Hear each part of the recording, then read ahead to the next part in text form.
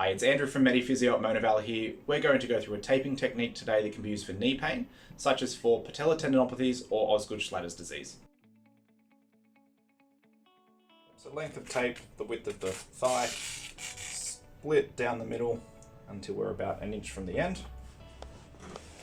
Secure, tension your split ends, and then wrap around to create a cord.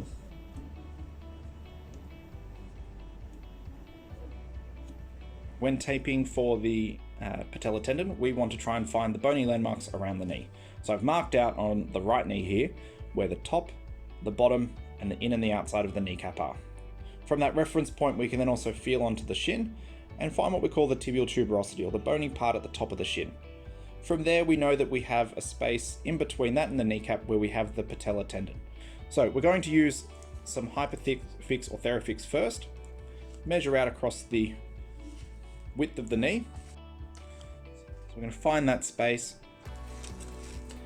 and apply directly across that space with equal coverage on the in and the outside of the knee.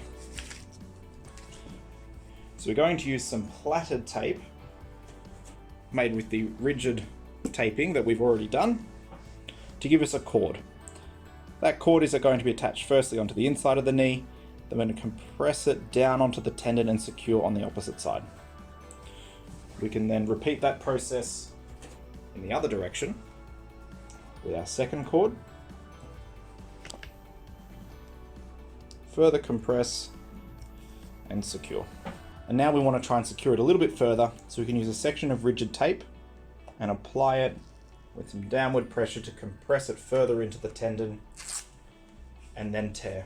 If it's for your everyday person, we might use some small sections of the Therafix to link around the side, or if it's a more active individual, you might use a section of overwrap to secure that around further if they're going off to play sport later that day.